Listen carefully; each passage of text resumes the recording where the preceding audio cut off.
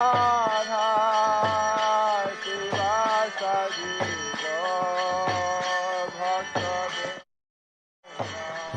is a class given by His Holiness Jayapataka Swami Maharaj on April 29, 1980 in Los Angeles, California. The class begins with a reading from the Śrīmad-Bhāgavatam, Canto 7, Chapter 9, Text 28.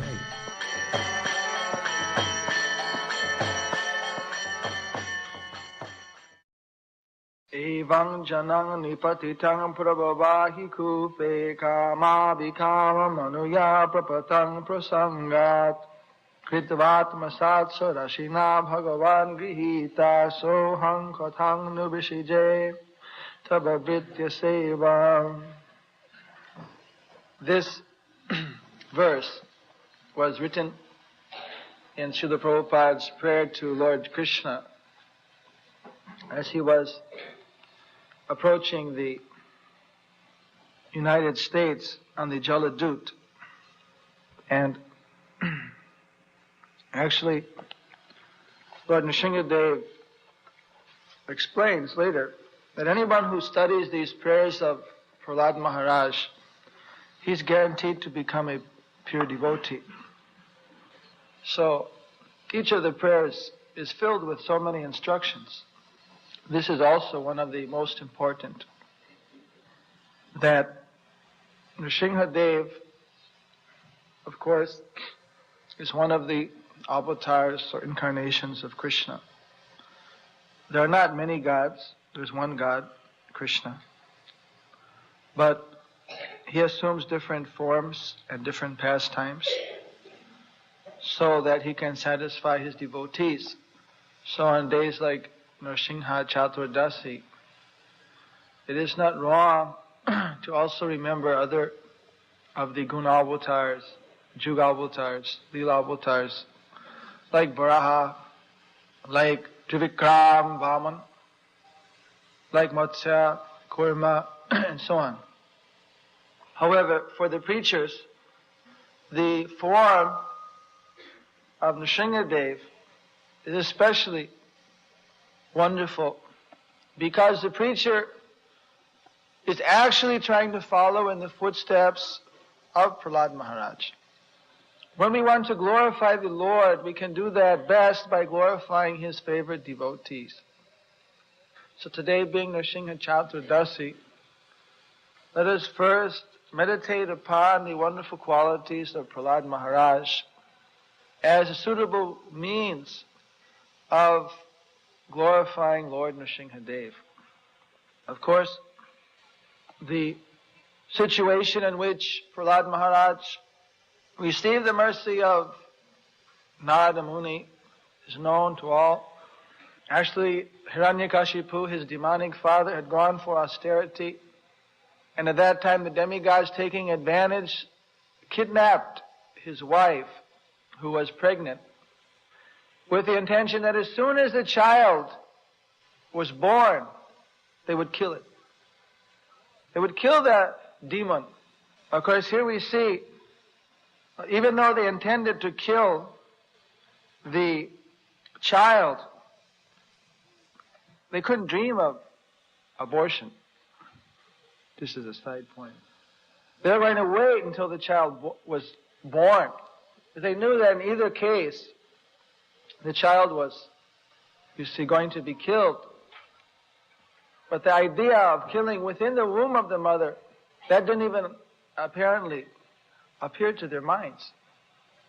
So, however, they were stopped by Narada Muni, who knew that in the womb there was not a demon but a great devotee, and he took the mother and began to give spiritual instruction.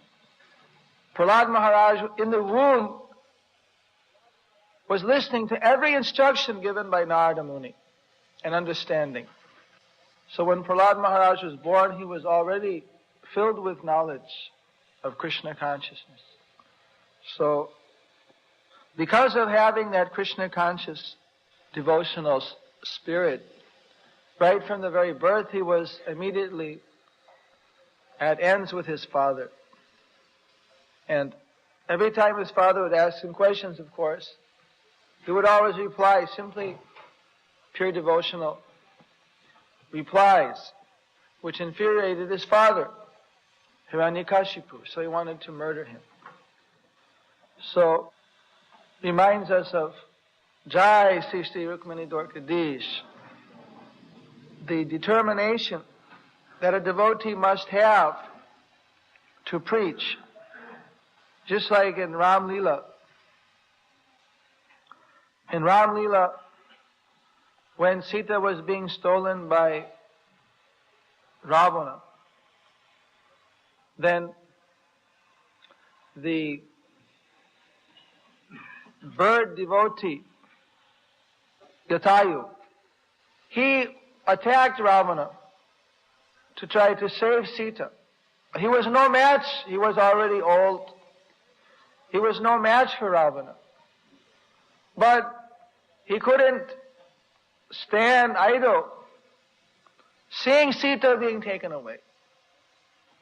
So, even though he knew that definitely he would not be able to be a equal match for Ravana, nevertheless, he attacked Ravana fearlessly, tearing his flesh, scratching with his claws and his beak to try to stop him from taking Sita.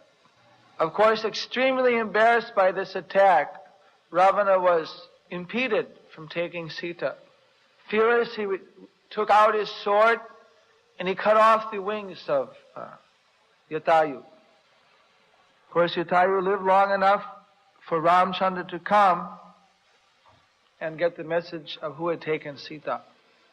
The Srila Prabhupada instructs us that this mood of Jatayu, that irregardless of whether it appears that he will win or not win, the devotee simply carries out his duty, even if it means costing his life. We've seen the same determination here in Prahlada Maharaj. Actually, we're also seeing the same determination here in our midst. There have been some people who are saying that it is not possible to distribute any more books in America. Some such rumor has spread. In fact, it reminds me how Srila Prabhupada was told by his godbrothers that Lord Caitanya doesn't mean that Prativite Ache Jato Nagaradigram Sarvatra Prachar Hoibe More Nam. Doesn't mean that every town and village, it must mean something else. Every town and village in West Bengal or something. Whatever, they couldn't exactly understand how it was possible by their vision that Krishna consciousness could spread to the West. So they just didn't want to accept verbatim Lord Chaitanya's statement. Similarly, sometimes we hear rumors that such and such place is burned out. No more books can be given out. Or you have to think of some alternative, comic books, something else. So, of course, we see in Jatayu that it appeared to be a hopeless cause. Similarly, it seemed hopeless cause when Hanuman went to Lanka, but he set the whole city on fire. Similarly, it seemed a hopeless cause when Srila Prabhupada went to the West, but he has also set the whole West on fire. Fire of Krishna consciousness. So, also Srila Rameshwar Swami, everyone is telling him, well, the BBT is finished. No more books can be given out. But he's also determined that Srila Prabhupada's order to double book distribution, how could it have been given if it wasn't possible? What to speak of that books are no longer to be given out. So we're seeing that same determination in our midst to carry out Srila Prabhupada's order. So Prahlada Maharaj, he was preaching under the most difficult conditions one could imagine. He was preaching and his father was ordering daily that he should be arrested. not only arrested, but he was hung over a sheer cliff. You can just put yourself in that position, held by the neck, off of a practically bottomless pit. Give up, Krishna! I'll cast you down in this hole! What do you say? Speak up, boy! Hare Krishna, Krishna Krishna, Hare Hare, Hare Ram, Ram Ram, Hare Hare. That was his reply. Oh, damn you! Disgrace to the demons! Krishna catches him. And again, Prahlad's back. How did you get back? Throw him in boiling oil. Throwing him, holding him over the oil. You can smell the ghee. You see the oil. Mustard oil. Talk about being fried out. This will be the fry of all fries. You give up Krishna? Hare Krishna, Krishna Krishna, Hare Hare, Hare Ram, Ram Ram, Hare Hare. Now talk about deprogramming. Better not reveal this part to Ted Patrick. You see. And they throw Prahlada in the oil, he's swimming. You see. Indoor pool. Hot springs. So, of course, when all else failed, then Hiranyakashipu, he wanted to take the law in his own hand. And, of course, we know that the Lord so kindly satisfied Prahlada's prediction that the Lord was everywhere, in everything, including the pillar. And he came out and killed his devotee, Bijay, who had taken the form of Hiranyakashipu, to all of the joy of the demigods. When he was fighting, then for a moment, he allowed Hiranyakashipu to escape. At that, the demigods became very afraid that they might be seen by Hiranyakashipu, and he might ultimately not be killed by Nrisimhadev, and then he'll be very angry at them. You see, this is the difference between a pure devotee and a sarkam devotee, or a devotee. The demigods are also devotees, the devas, you see. There are two kinds of devotees. Those who are pure devotees, niskam, and then there are the devas. The deva group, they are devotees with material desire, you see. The devas, they look toward the face of Krishna, and the devotees, they look toward the pada, or the lotus feet of Krishna, the pure devotees. So we can see that the devas who are still maintaining some material desire, they are also afraid. Material desire means fear. So although Nrisimhadev was just playing with Hiranyakashipu, just like he plays with the demons, they, for a temporary time, they show some opulence, you see. They show some petrol dollars, or this dollars, or that dollars, for some time, and then they get destroyed. It's to delude them into thinking that they are independent. And then ultimately Krishna, he establishes his own devotees for the welfare of the world. Devotees following in the footsteps of Prahlada, they have no fear. They know that if they simply pursue the instructions of their spiritual master sincerely, that everything will succeed. This is the parampara system. Actually, if we meditate, you see, although Prahlada was born in the family of demon, of course in those days demons were very cultured people. Today we're born in the Kali Yuga, and innocent or demon or even devotee, everybody is practically uncultured. So they're engaging in the grossest type of mlecha, or unclean activities.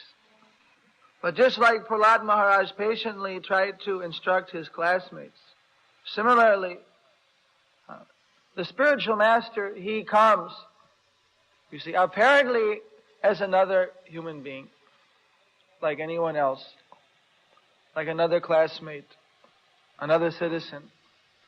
But actually, because he's empowered with the message of Lord Sri Krishna, he's not an ordinary person. He can change the lives and the destiny, which is otherwise unchangeable by anyone. So, in such a way, the spiritual master, he comes and he delivers the fallen souls from their conditioned life.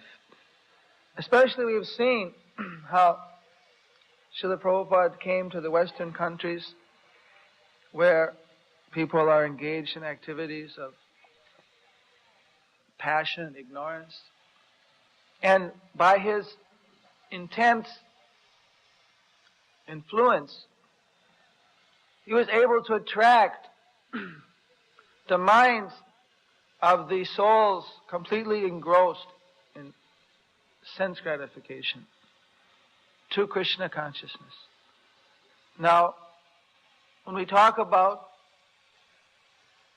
owing someone something, how can we evaluate or place a price on how much devotee is in debt, how much we are in debt to our spiritual master for giving us this spiritual life? Prahlada Maharaj, he saw Nrisimhadev face to face.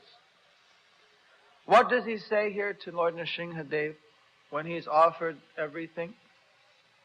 He says that I'm only able to see you now because of the mercy of my spiritual master. Where was I without his mercy?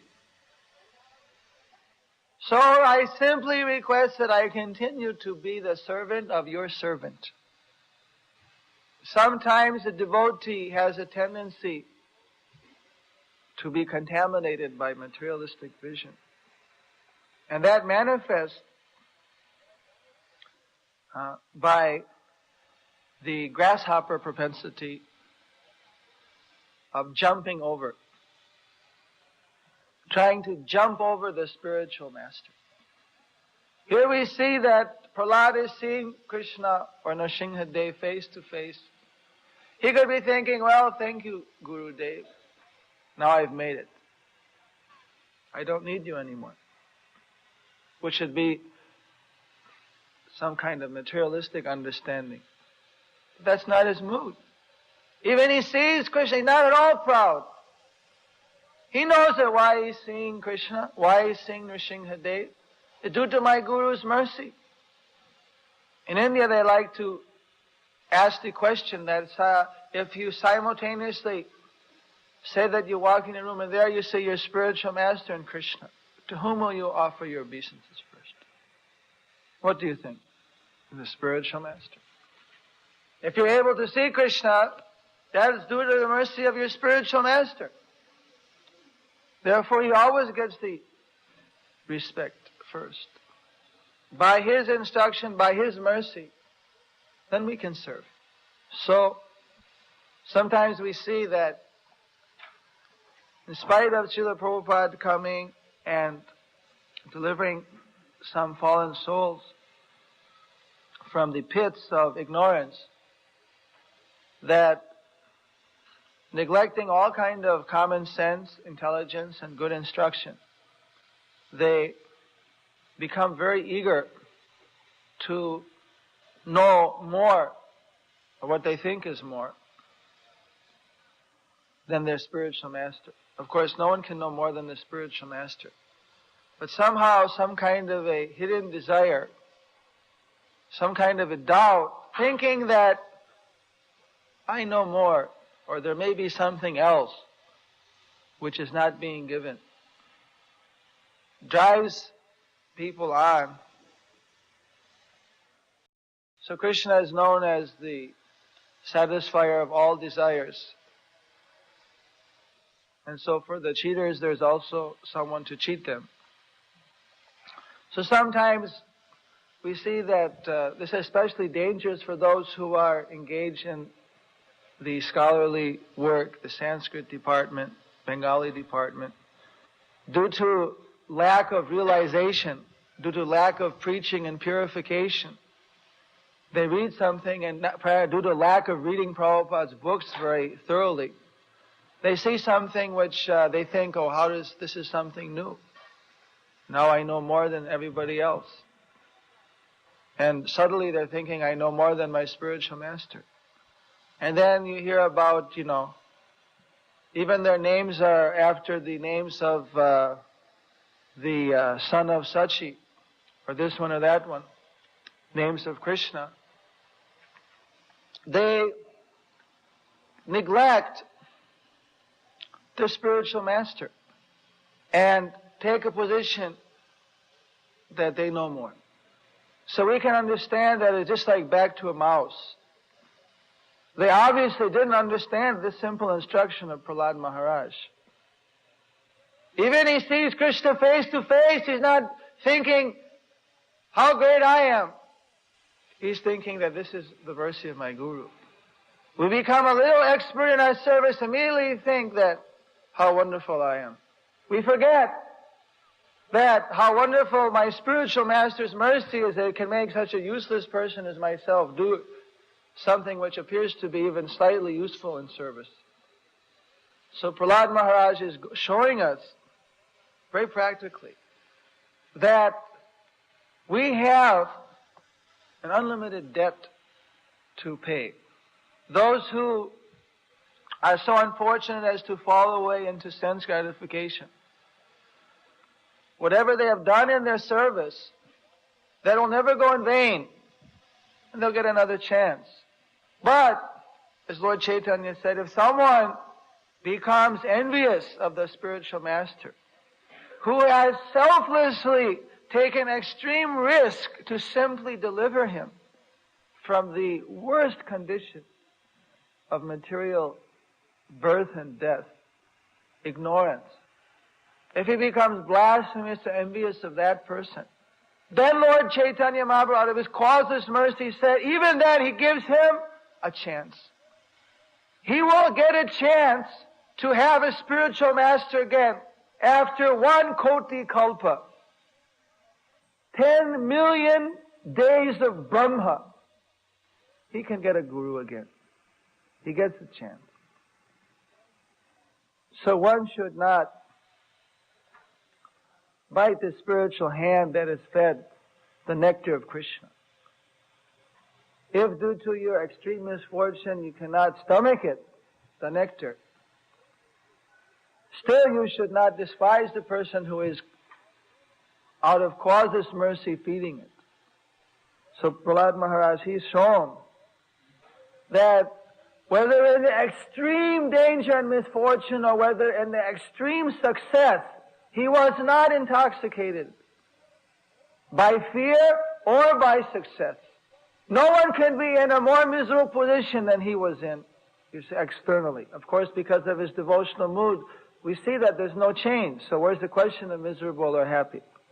But from the objective viewpoint, being thrown in boiling oil, being tortured by his father, what worse condition was there? But he was never intoxicated by fear.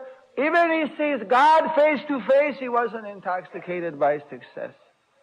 He didn't once forget the words of his spiritual master. And what was his concern? Of course, he is also in our sampradaya. He is disciple of Narada Muni. Narada Muni is our spiritual master. He is a preacher. His intention is to preach Krishna consciousness. He didn't like the sadhus who were interested simply in their own liberation. As he says here in Slok 44 of chapter 9, My dear Lord Nrisimhadev, I see that there are many saintly persons indeed, but they are interested only in their own deliverance. Not caring for the big cities and towns, they go to the Himalayas or the forest to meditate with vows of silence, Mona Vrata. They are not interested in delivering others. As for me, however, I do not wish to be liberated alone, leaving aside all these poor fools and rascals. I know that without Krishna consciousness, without taking shelter of your lotus feet, one cannot be happy. Therefore, I wish to bring them back to the shelter at your lotus feet. Prabhupada explains that this is the decision of the Vaishnava, the pure devotee of the Lord. For himself, he has no problems, even if he has to stay in this material world, because his only business is to remain in Krishna consciousness. The Krishna conscious person can even go to hell and still be happy. The pure devotee is never unhappy in any condition of life. So, the Krishna conscious movement has started in the interest of teaching the people Krishna consciousness. Prabhupada says, we do not teach one to meditate in a secluded place just so that one may show that he has become very much advanced and may be proud of his so-called transcendental meditation, although he engages in all sorts of foolish materialistic activity. A Vaishnava like Prahlada Maharaj is not interested in such a bluff of spiritual advancement. Rather, he is interested in enlightening people in Krishna consciousness because that is the only way for them to become happy.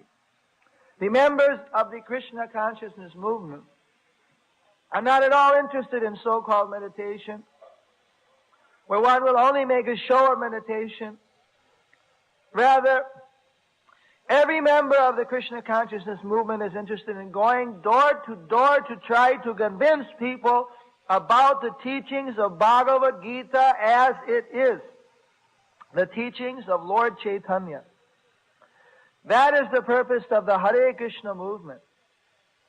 The members of the Krishna consciousness movement must be fully convinced that without Krishna one cannot be happy. Thus the Krishna conscious people avoids all kinds of pseudo-spiritualists, transcendentalists, meditators, monists, philosophers, and philanthropists. So this is the mood of the Gosti Anandi, the devotee who takes pleasure in seeing the society of devotees increase. Of course, some people say that, well, you have to first of all be advanced, then you can do that. So let me chant until I become Krishna conscious, then I'll go out and preach. Where they find that in the scriptures, that no one knows. But it's an excuse for not preaching. But here we see that, of course, advancement means you simply try to follow your spiritual master. He does the rest. We see within that statement some idea that by my personal attempt, I'm going to become advanced. I'm going to step outside, sit in a secluded place, chant. When I get strong, then I'll follow my spiritual master's orders. Of course, this is foolishness. And Prahlada also says the same thing in verse 45, 6.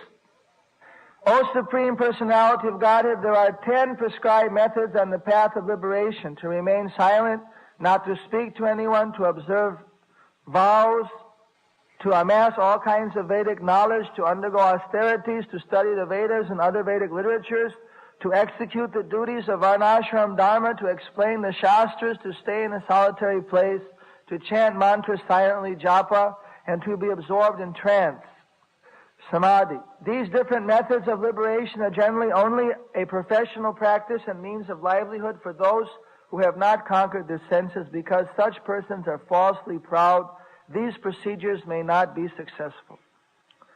So, I remember that Srila Prabhupada, he once told us that I'm not planning to become Krishna conscious or expect to become Krishna conscious by the expertise of my devotional service, by my skill in Sanskrit pronunciation, by my rising in the morning, I forget the exact examples he gave, but he said by following regular principles, by my service.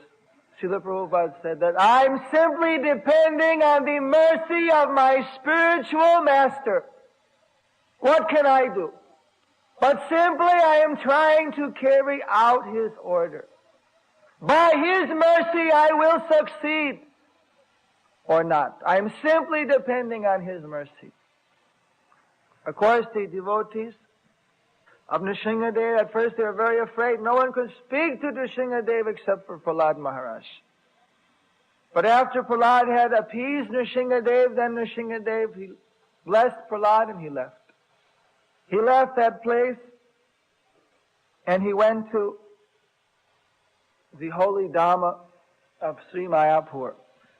In Sri Mayapur, Madhyam Dweep, there's a place called Devapoli, Suvarna Bihar, and Nrisimhapoli. Nrisimhadev, seeing his eternal Dham, tired from all the strenuous fighting with, of course, his tiredness is that's caused this mercy. His actual reason was he knew that his devotees wanted to serve him. They had no opportunity. He came, he was so furious no one could approach him. Even Lakshmi was afraid. She had to stay in hiding.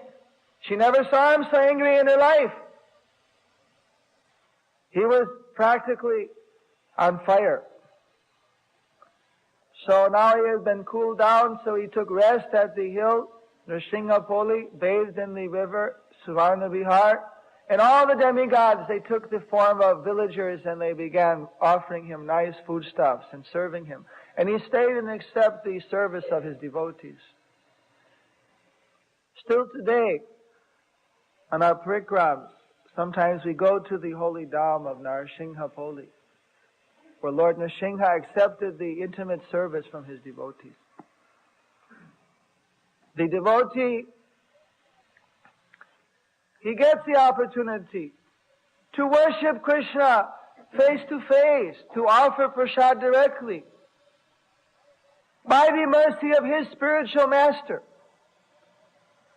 He doesn't try to jump ahead on his own to serve the Lord directly.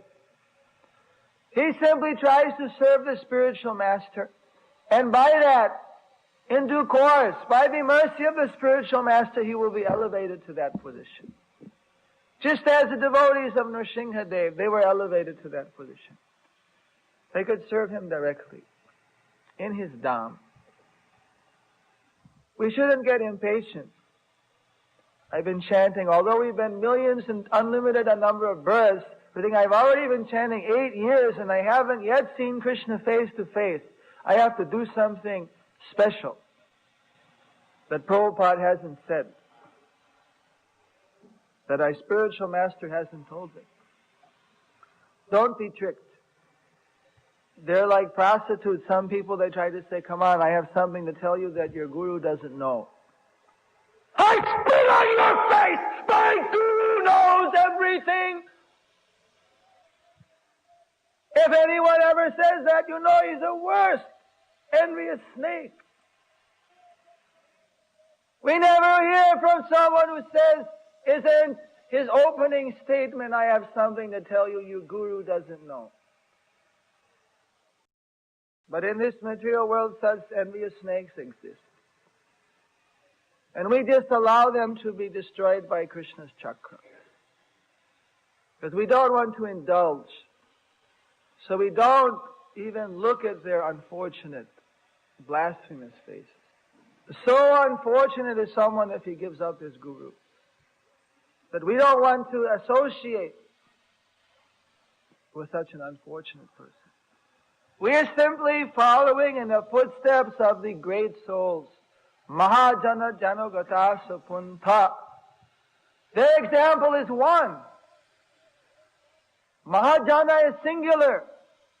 Because they're all following the same principle. So long as the spiritual master is guiding one in his service to Krishna, can never be neglected. Prahlada Maharaj was a preacher. He dedicated his life to simply giving everyone a chance to become Krishna conscious. He didn't want to go back alone. Lord Caitanya Mahaprabhu, he came down and he preached for 24 years. Of course, from 14 to 24, Navadip, he constantly preached. As soon as he was born, he guided the people to chant Hare Krishna, otherwise he wouldn't stop chanting. They're crying. Then he went and he preached 8 years all around South India. Nor he went even as far as Maharashtra. He went to Vrindavan. He sent Lord Nityananda back to Bengal. You preach. You give my order to everyone from house to house. Every year devotees came down to Jagannath Puri and he had a huge Rath Yatra festival preaching. He sent Rupa and Sanatan to excavate the holy places in Vrindavan and write literature for preaching. Lord Nityananda Balaram personally, his whole life, simply preached, begging every person to accept the order of Lord Chaitanya Mahaprabhu.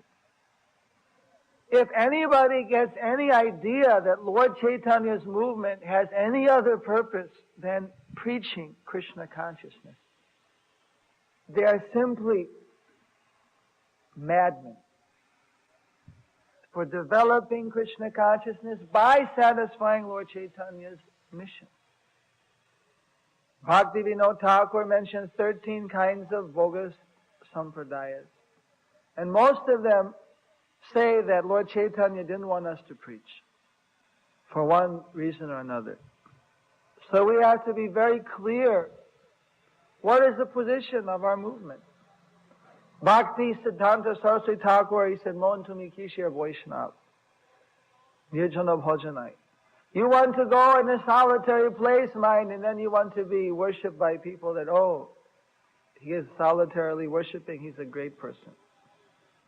Prabhupada in his Bengali prayers to his spiritual master and Krishna, he describes that we will taste the nectar of the residents of Vrindavan in Sankirtan Rasa, in the midst of so many devotees chanting Kirtan, engaging in Sankirtan. Then we will taste what is the nectar of Krishna consciousness. What is the mood of the residents of Vrindavan, the Brajavasis. Not by solitary attempt. What does Nrisimhadev himself say of Prahlada? Bhavanti purusha loke mad bhaktas tvam anuvrataha bhavan me khalu bhakta nam sarveshang pratirupadik. Those who follow your example will naturally become my pure devotees. You are the best example of my devotee, and others should follow in your footsteps. In this connection, Prabhupada also says, Madhvacharya quotes from Skanda Puran, Rite tu tatvikan devan naradading stataivacha paradharutama konu Vishnu bhaktao jagattraye. Bhakti Siddhanta Saraswati Thakur, he accepted the sannyas order of life. He was criticized by Babajis. Why you are becoming a sannyasi varnashram dharma? Why you are not staying in liberated status like us? And Bhakti Siddhanta Saraswati Prabhupada, he said that I am not so great. I am simply trying to carry out the service to Guru and Gauranga. Lord Chaitanya, he was sitting in Gundicha Mandir hearing Ramananda Rai and Sarup Damodar speak from the 10th canto and about Krishna's Ras Leela. He is Krishna himself, in the mood of Radharani, that is his position to enjoy. I am not Krishna. I am not Lord Caitanya. I am the servant of his servant, of his servant's servant. And he has ordered that Jare Dako Tare Koho Krishna Upadesh. So I am simply accepting the humble service of Chaitanya Mahaprabhu. I am not so great that I can imitate him. But by his mercy, if I am able to understand Krishna consciousness, that will be my fortune. I cannot imitate. So the devotees take the mood as the servant of the Supreme Personality of Godhead. That is the prayer that Srila Prabhupada has given when he came to this Western world. That is the instruction repeatedly given. That is our secret of success. That we should serve the spiritual master first. Nrisimhadev, the Supreme Personality of Godhead, he came because Prahlada Maharaj was his humble, non-envious, surrendered devotee. This morning we heard how we should pray that Nrisimhadev sit in our heart. We should pray that he reside there, and by his transcendental Virajaman presence, all the evil, all the dirty, all the materialistic desires, thoughts, and contaminations will be immediately eradicated. This is a sincere and just prayer by the devotee to the Lord to kindly, in spite of my unqualified nature, if you will have mercy and be present in my heart so that I can simply serve you without any impediment. This is only possible by the mercy of the spiritual master, that the Lord will reside in one's heart. So, we should not attempt to please the Supreme Personality of Godhead by concoction. This is what Srila Prabhupada said. One must first be prepared to serve the spiritual master, and when one is qualified, he is automatically offered the platform of direct service to the Lord. Narada Muni was struck by lightning, and immediately he received his sarup, deho. He received his spiritual form. When the time is right, Krishna reveals everything. Vasudeve Bhagavati Bhakti Yoga Payojita Janayadyasu Vairagam Yatta Jnanam Haitukam. Causelessly it comes on its own accord by the mercy of Guru and Krishna. So, take this opportunity to pray to our spiritual master that by his presence in our heart, that the Supreme Lord Nrisimhadev, Lord Chaitanya Mahaprabhu, Nityananda can be present within our heart. With them in our heart, then where is there any scope for contamination? Thank you very much.